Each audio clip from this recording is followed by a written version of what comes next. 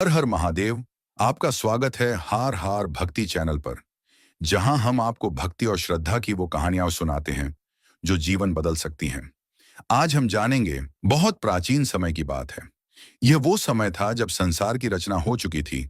देवता अपने अपने कार्यों में व्यस्त थे और संसार में धर्म और अधर्म के बीच लगातार संघर्ष चल रहा था।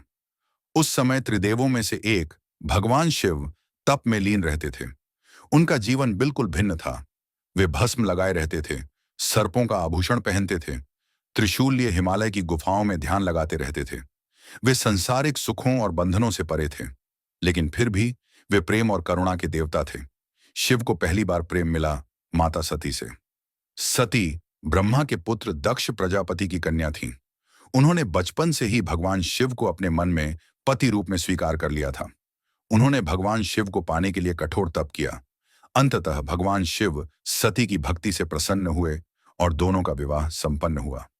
यह विवाह तो हुआ, पर सती के पिता दक्ष को यह रिश्ता कभी स्वीकार नहीं हुआ। एक दिन दक्ष ने एक भव्य यज्ञ रचा। उसने सभी देवताओं को आमंत्रित किया, लेकिन जानबूझकर अपने दामाद भगवान शिव को नहीं बुलाया। सती को यह बात बहुत दुखद लगी। उन्होंने शिव की मना करने के बावजूद पिता के यज्ञ में जाने का निश्चय किया। जब वे यज्ञ में पहुंची तो न उन्हें सम्मान मिला, न शिव का आदर। और जब सती ने अपने पिता से इस अपमान का कारण पूछा, तो दक्ष ने खुलेआम भगवान शिव का अपमान किया। यह अपमान सहन नहीं हुआ। सती ने वहीं यज्ञ कुंड में कूदकर अपने प्राण त्याग दिए। इस घटना से शिव बहुत दुखी हुए। उन्होंने तांडव नृत्य किया और पूरे ब्रह्मांड को हिला दिया। उन्होंने सती के मृत शरीर को उठाया और पूरे विश्व में घूमने लगे। यह देख ब्रह्मा, विष्णु और अन्य देवता भयभीत हो उठे। तब भगवान विष्णु ने अपने सुदर्शन चक्र से सती के शरीर को खंडित किया। जहां जहां सती के अंग गिरे, वहां शक्तिपीठ बने। इसके बाद भगवान शिव ने पूरी दुनिया से मुंह मोड़ लिया और हिमालय में ध्यान लगाने लगे। वे किसी से बात नहीं करते, किसी को दर्शन नहीं देते। वे गहरे दुख में चले गए। वहीं दूसरी ओर समय के साथ सती ने पुनर्जन्म लिया। इस बार उन्होंने जन्म लिया हिमालय राज और मैना देवी के घर में। इस बार वे पार्वती कहलाईं। उनका जन्म कोई साधारण जन्म नहीं था। यह जन्म इस उद्देश्य से हुआ था कि वे फिर से भगवान शिव को प्राप्त करें और सृष्टि को संतुलित करें। पार्वती बचपन से ही बहुत शांत, सरल और बुद्धिमान थीं। उन्हें अपने पूर्व जन्म की बातें याद नहीं थीं, लेकिन उनके मन में भगवान शिव के प्रति विशेष आकर्षण था। वे जब भी कैलाश पर्वत की ओर देखतीं, उनके हृदय में एक अनजानी सी तृष्णा जाग जाती। जब वे थोड़ी बड़ी हुईं, तब नारद मुनि उनके पास आए और उन्हें बताया कि उनका भाग्य भगवान शिव के साथ जुड़ा है, लेकिन यह आसान नहीं होगा। उन्हें शिव को फिर से पाने के लिए कठोर तप करना होगा। पार्वती ने निर्णय ले लिया। वे वन में चली गईं और वहां कठोर तपस्या शुरू की।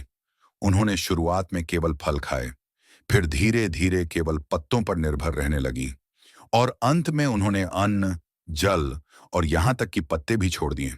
वे केवल वायु पर जीवित रहीं। उन्हें अपर्णा कहा जाने लगा, जिसका अर्थ है जो पत्ते भी न खाएं। उनकी इस कठोर तपस्या से सभी देवता चकित हो गए। शिव अब भी ध्यान में लीन थे, लेकिन सृष्टि में असुरों का आतंक बढ़ता जा रहा था। तभी एक दिन देवताओं ने मिलकर योजना बनाई कि शिव को ध्यान से बाहर लाना ही होगा, नहीं तो पार्वती का तप व्यर्थ हो जाएगा। देवताओं ने कामदेव को बुलाया, प्रेम के देवता को। उन्हें भेजा गया कि वे शिव के ध्यान को भंग करें।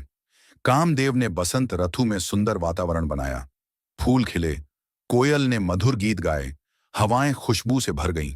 फिर कामदेव ने अपना प्रेम बाण चलाया, पर शिव कोई साधारण पुरुष नहीं थे। उन्होंने तुरंत अपनी तीसरी आंख खोली और कामदेव को भस्म कर दिया।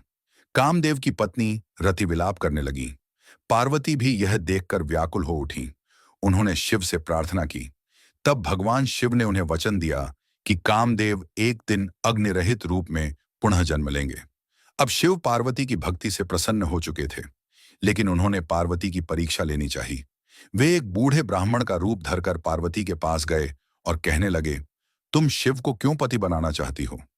वे श्मशान में रहते हैं, भूतों के साथ उठते बैठते हैं, नंगे पैर रहते हैं, सर्प पहनते हैं। ऐसा पति क्यों चाहिए तुम्हें?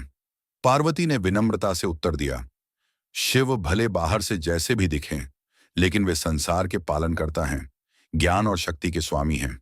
मैं उन्हें ही पति रूप में स्वीकार कर चुकी हूं। यह सुनते ही भगवान शिव अपने असली रूप में प्रकट हुए। उनकी आंखों में पार्वती के लिए प्रेम और आदर था।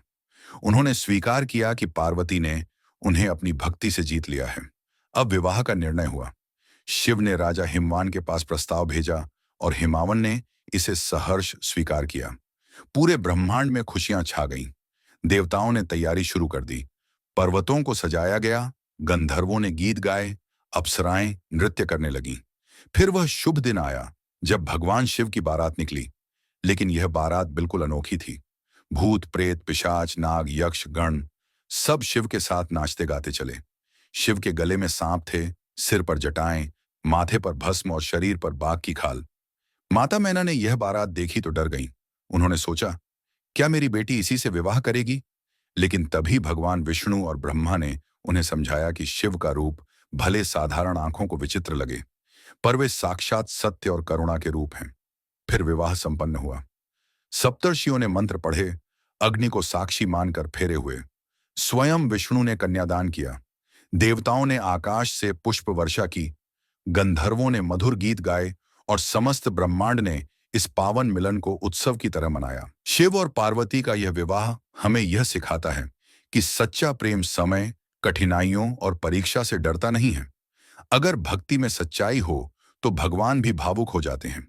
पार्वती की तपस्या, उनका धैर्य और समर्पण ये हर स्त्री के लिए प्रेरणा है। वहीं शिव का त्याग और गहराई हर पुरुष के लिए आदर्श है। आज भी जब कोई विवाह होता है तो शिव पार्वती को आदर्श दंपत्ति माना जाता है। उनका मिलन सिर्फ एक प्रेम कहानी नहीं, बल्कि ब्रह्मांड की ऊर्जा का संतुलन है। अगर आपको यह कथा पसंद आई हो तो कृपया वीडियो को लाइक करें, चैनल को सब्सक्राइब करें और कमेंट में लिखें, हर हर महादेव, जय मां पार्वती।